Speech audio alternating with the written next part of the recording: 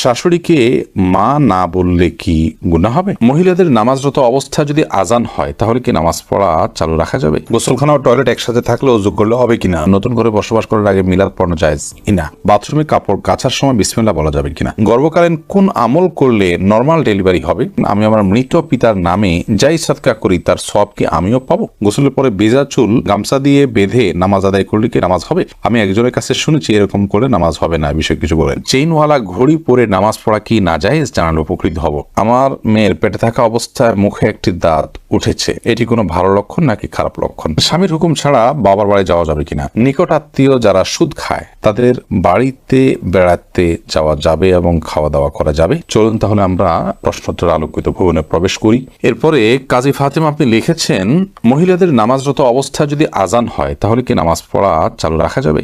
যাবে, কোনো অসুবিধা নেই। আজান হওয়া হলে নামাজ বন্ধ করে ফেলতে হবে, কোনো কথা নেই।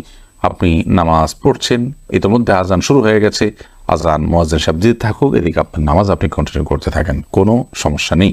এরপর জেসমিন আক্তার আপনি লিখেছেন, গোসলখানা ও টয়লেট একসাথে থাকলে ওযু করলে হবে কিনা? বাসা যদি গোসলখানা এবং টয়লেট একসাথে থাকে সেক্ষেত্রে ভেতরে ওযু করলে ওযু হয়ে যাবে, কিন্তু উত্তম হলো কমোড এবং টিপের মাঝে কোনো পার্টিশন না থাকলে, আড়াল না থাকলে সেক্ষেত্রে বাইরে ওযু করবেন, এটা হলো উত্তম। কিন্তু যদি ভিতরে ওযু করেন তাতে ওযু হয়ে যাবে, কোনো অসুবিধা নেই ইনশাআল্লাহ। রোজা ইসলাম রানী আপনি লিখেছেন, নতুন করে বসবাস করার আগে মিলাদ পড়ানো জায়েজ কিনা? নতুন করে বসবাস করার আগে কোনো মিলাদ পড়াবেন না, এরকম কোনো নির্দেশ কোনো হাদিস আমাদেরকে দেয়নি। আপনি নতুন ঘরে ওঠার সময় বিসমিল্লাহ বলে আল্লাহর নাম নিয়ে উঠে যাবেন, এর জন্য আলাদা কোনো আনুষ্ঠানিকতা আপনাকে করতে হবে, কোনো বাধ্যবাধকতা নয়। হ্যাঁ, আশপাশের লোকজন বা এলাকার মানুষ কিংবা আত্মীয় স্বজনকে ডেকে আপনি দাওয়াত খাওয়াতে চান আপনার খুশি একটা উপলক্ষে, সেটা সম্পূর্ণ আপনার ব্যাপার, শরীরের কোনো বিশেষ নির্দেশ নেই। আর এর জন্য মিলাদের আয়োজন করতে হবে কোনো নির্দেশ ইসলাম আমাদেরকে করেনি। শিরিনা বেগম আপনি লিখেছেন, পুরুষের কি রূপার আংটি পড়তে পারবে? জি, পুরুষের রূপার আংটি পড়তে পারবে এবং এটি বিভিন্ন বর্ণনা দ্বারা সাব্যস্ত হয়েছে। এরপর নুসরাত মাহি আপনি লিখেছেন, আমি আমার মৃত পিতার নামে যাই সাদকা করি তার সওয়াব কি আমিও পাবো? আপনার মৃত পিতার নামে যে সাদকা আপনি করবেন, আশা করা যায় আল্লাহ রাব্বুল আলামিন আপনাকেও এক্সট্রা হিসাবে তার সাদকার সওয়াব দিবেন। কারণ আপনি যেহেতু পরিশ্রম করেছেন, আপনি যেহেতু কষ্ট করেছেন, আল্লাহ রাব্বুল আলামিন সেজন্য আপনাকে বঞ্চিত করবেন না। কারণ আল্লাহ রাব্বুল আলামিন কাউকে তার পরিশ্রমকে পণ্ড বা ব্যর্থ হতে দেন না, যতক্ষণ পর্যন্ত সেটি আল্লাহর সন্তোষের জন্য হবে এবং সঠিক নিয়মে হবে। এমনি ফরহাদ হোসেন আপনি লিখেছেন, বাথরুমে কাপড় কাচার সময় বিসমিল্লাহ বলা যাবে কিনা? বাথরুমে কাপড় কাচার সময় বিসমিল্লাহ বলবেন, বিশেষ করে যখন কমোডের সাথে আপনার ওই জায়গার পার্টিশন থাকবে।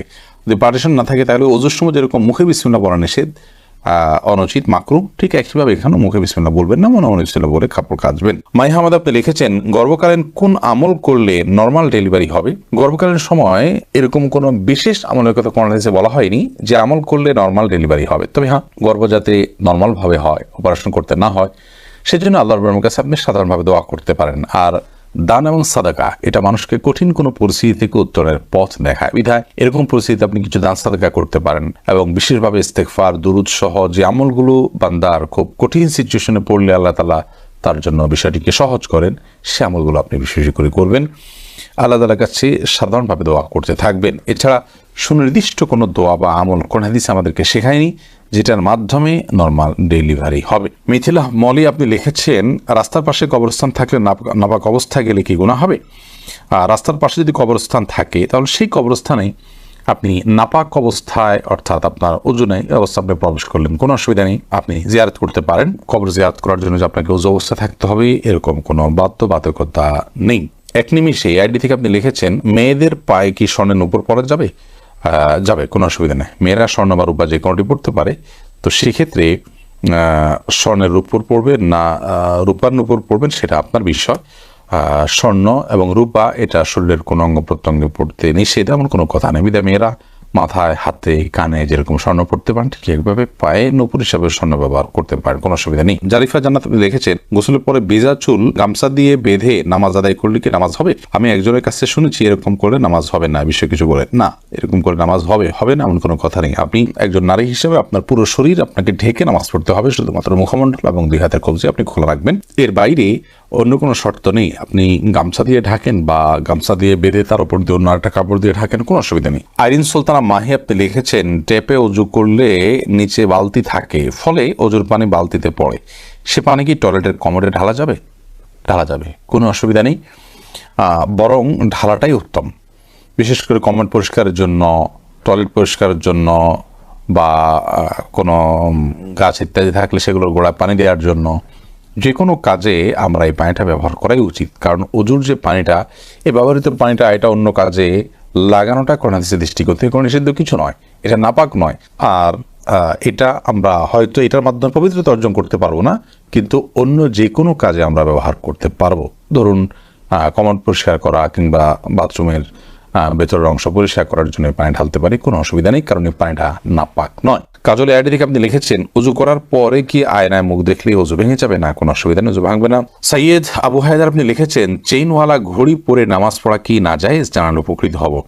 না, চেইনওয়ালা ঘড়ি পরে নামাজ পড়লে সেটা নাজায়েজ হবে এমন কোনো কথা নেই। আমির হামজা আপনি ইউটিউব চ্যানেলে আমাদের প্রশ্ন করেছেন, আমার মেয়ের পেটে থাকা অবস্থায় মুখে একটি দাঁত উঠেছে, এটি কোনো ভালো লক্ষণ নাকি খারাপ লক্ষণ? সন্তান গর্ভে থাকা অবস্থায় যদি মুখে দাঁত উঠে সেটা কোনো খারাপ বা ভালো লক্ষণ নয়। এটার ডাক্তারি কোনো ব্যাখ্যা আছে কিনা সে ব্যাখ্যা আপনি জানার চেষ্টা করবেন। এর বাইরে এটাকে অন্তত কুলক্ষণ মনে করার কোনো সুযোগ নেই, কারণ ইসলাম আসলে কোনো কুলক্ষণে বিশ্বাস করে না। এরপরে মার্জিয়া শেলি আপনি লিখেছেন, নিকট আত্মীয় যারা সুদ খায় তাদের বাড়িতে বেড়াতে যাওয়া যাবে এবং খাওয়া দাওয়া করা যাবে। নিকটাত্মীয় যারা সুদের সাথে জড়িত তারা তো হারামের সাথে লিপ্ত, আল্লাহ তাআলা মাফ করুন। এই সুদের সাথে জড়িত হলে, হারামের সাথে যদি লিপ্ত থাকে, তাদের উপার্জন শুধুই হারাম হয়, তাহলে সেক্ষেত্রে তাদের বাড়িতে আপনি যেতে পারেন, কিন্তু তাদের খাওয়া দাওয়াটাকে কৌশল আপনি অ্যাভয়েড করবেন। আর যদি তাদের অন্যান্য হালাল উপার্জন থাকে, তাহলে সেক্ষেত্রে হালাল উপার্জনের পরিমাণ বেশি থাকলে আপনি সেখানে খেতে পারেন। আর যদি হারাম উপার্জন পরিমাণ বেশি থাকে, হালাল উপার্জন পরিমাণ কম থাকে, তাহলে খাবেন না। আর যদি তিনি সুনির্দিষ্ট করে হালাল উপার্জন থেকেই দিয়েছেন, আপনি জানেন, তাহলে সেক্ষেত্রে সেটা অবশ্যই খেতে পারেন। সাবির ইয়াসমিন জান্নাত আপনি লিখেছেন, স্বামীর হুকুম ছাড়া বাবার বাড়ি যাওয়া যাবে কিনা? আপনি যেহেতু স্বামীর সংসারে থাকেন, অতএব তার সুবিধা অসুবিধা, তার প্রয়োজন ইত্যাদি বিষয় থাকতে পারে, সেই কারণে তাকে আপনি বলে যাবেন। কিন্তু স্বামী আপনাকে আপনার বাবার বাড়ি যাওয়া থেকে বঞ্চিত করে রাখবেন, যেতে দিবেন না, আটকে রাখবেন এবং তার খেয়াল খুশি মতো সে আপনাকে আপনার বাবা মার সাথে সাক্ষাৎ করা থেকে বিরত রাখবেন, সে অধিকার কিন্তু তার নাই। সেটা যদি তিনি করেন তাহলে তিনি অন্যায় করছেন। তবে হ্যাঁ, অবশ্যই আপনি চেন অফ কমান্ড, একটি ফ্যামিলির পারস্পরিক যে বোঝাপড়া, সেটা যেন ভালো তার জন্য আপনি বলে যাবেন। এবং এই বলে যাওয়ার মধ্যে ভদ্রতা, এই বলে যাওয়ার মধ্যে নিজেদের বোঝাপড়া যে আছে সেটির প্রমাণ হয়। বিধায় এটাকে দোষণীয় মনে করা যে আমি তাহলে কি বন্দী হয়ে গেলাম, এরকমটি মনে করার কোনো কারণ নেই। শরীফ শাহরি আপনি লিখেছেন, অজু ছাড়া কি জিকির করা যাবে? যাবে, জিকির করার জন্য অজু করার শর্ত নয়। এমডি আবুল কালাম আপনি লিখেছেন, মহর পরিশোধের আগে স্ত্রী যদি মারা যায় তখন স্বামী কিভাবে মহর পরিশোধ করবে? তার পক্ষ থেকে দান সদকা করে দিবেন, কিন্তু উচিত হলো জীবদ্দশাতেই মহর পরিশোধ করা। আয়েশা সিদ্দিকা আপনি ইসলাম প্রশ্নোত্তর পেজে প্রশ্ন করেছেন, মহিলাদের জন্য সব জায়গায় নামাজের ব্যবস্থা থাকে না, অনেক সময় এই কারণে নামাজ কাজা হয়ে যায়, এই জন্য কি বাড়ি থেকে বের হওয়ার আগে অগ্রিম নামাজ পড়ে বের হতে পারবো? না, অগ্রিম বের নামাজ পড়ার কোনো সুযোগ নেই, নামাজ ওয়াক্ত মতো পড়তে হবে। ইন্না সলাতা কানাত আলাল মুমিনিনা কিতাবাম মাওকুতা, নিশ্চয়ই নামাজ ইমানদারদের জন্য নির্দিষ্ট সময় পড়াটা আবশ্যক করা হয়েছে, বিধায় সময় মতো আপনাকে নামাজ পড়তে হবে। বাড়ি থেকে বের হওয়ার আগে আপনাকে অগ্রিম নামাজ পড়ার কোনো সুযোগ নেই। তবে হ্যাঁ, যেখানে যাচ্ছেন সেখানে নামাজের ব্যবস্থা যদি না থাকে, আপনি ব্যবস্থা করে নেবেন, প্রয়োজনে রাস্তার এক পাশে দাঁড়িয়ে যাবেন, কোন একটা ফাঁক ফোকর আপনি দাঁড়িয়ে যাবেন, কিন্তু আপনাকে অবশ্যই নামাজ পড়তে হবে সময় মতো। এরপরে কবির হোসেন আপনি লিখেছেন, শাশুড়িকে মা না বললে কি গুনাহ হবে যদি তিনি কষ্ট পান? শাশুড়িকে মা বললে তো গুনাহ হবে না, কারণ এটা তো আপনি জন্মদাতা, গর্ভধারণকারিণী মা হিসাবে তাকে আপনি মা সম্বোধন করছেন, এটা সম্মানসূচকভাবে মা হিসাবে আপনি তাকে আখ্যায়িত করছেন। কারণ আপনি আপনার মায়ের নাম যেখানে সেখানে লিখতে হয়, সেখানে শাশুড়ির নাম কোথাও লেখেন না, তার মানে আপনি তাকে আপনার গর্ভধারণকারিণী মা হিসাবে স্বীকৃতি দিচ্ছেন না, বিধায় তাকে মা বলাতে কোনো অসুবিধা নেই। বললে তিনি কষ্ট পান, তাহলে সেক্ষেত্রে এরকম তো হওয়ার কথা নয়। যদি এরকম হয় তাহলে সেক্ষেত্রে আপনি বলবেন না। আপনি লিখেছেন প্রশ্নে, শাশুড়িকে মা না বললে কি গুনাহ হবে? না বললে তো কোনো গুনাহ হবে না। আপনি প্রশ্ন করার কথা যে মা বললে কি গুনাহ হবে কিনা, না বললে তো গুনার কিছু না। আপনি শাশুড়িকে আন্টি বলেন বা অন্য কিছু বলেন, তাতে কোনো অসুবিধা নেই।